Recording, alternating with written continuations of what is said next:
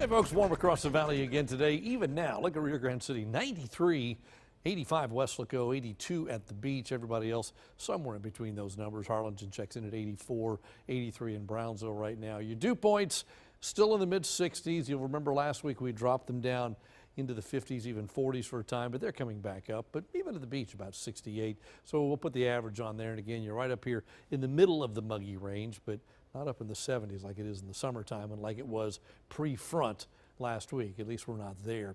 Watch Future Track says temperatures overnight tonight barely make the upper 60s and low 70s, and that's about it. And then tomorrow, back in the 80s again, valley-wide, and probably warmer than what Future Track is indicating. I think most of us will be close to 90 tomorrow afternoon.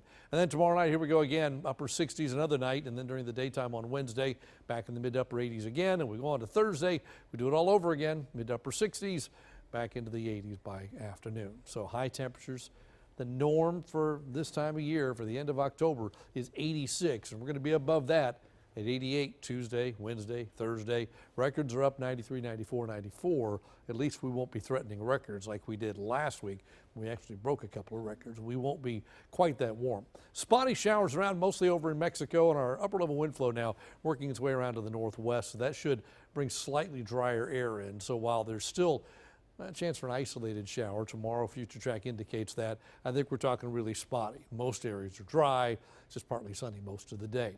Wednesday, about the same story. Can't rule out a stray shower, but it's mainly dry. And even into Thursday, patchy clouds, yes, but the chance of rain is at a minimum. We'll just go with that. 10%, 10%, and then mainly dry, which implies 5% or less, but maybe not completely rain-free across the valley. Here's a look at the rest of Texas. 80 right now in Abilene, 82 in Dallas. Odessa checks in at 84. El Paso's 85.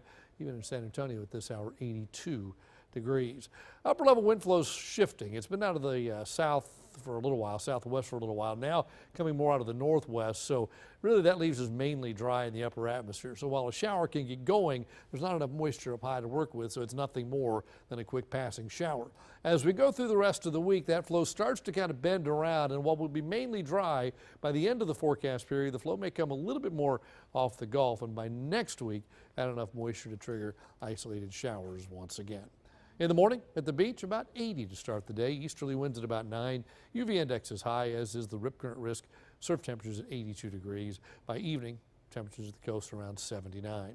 Here come the tides. There are two, a high just before 1 a.m. and then a low about this time tomorrow night. Seas are 2 to 4 feet with a light chop on the bay. The bay temperature checks in at 80 degrees. So tonight, clear to partly cloudy, warm and still rather humid. 69 for your low. East-southeasterly winds. Then tomorrow, partly to mostly cloudy. Could be an isolated shower. You saw the probability, about 10%. That's it. East-southeasterly winds at about 7 to 15. Here we go. 88, 88, 88, 89. There we go. 91, 91, 91. You see not a whole lot of change. All within 2 or 3 degrees of 90. Nighttime lows mainly in the upper 60s. A few places in the low 70s. That is your updated First Warn 5 forecast.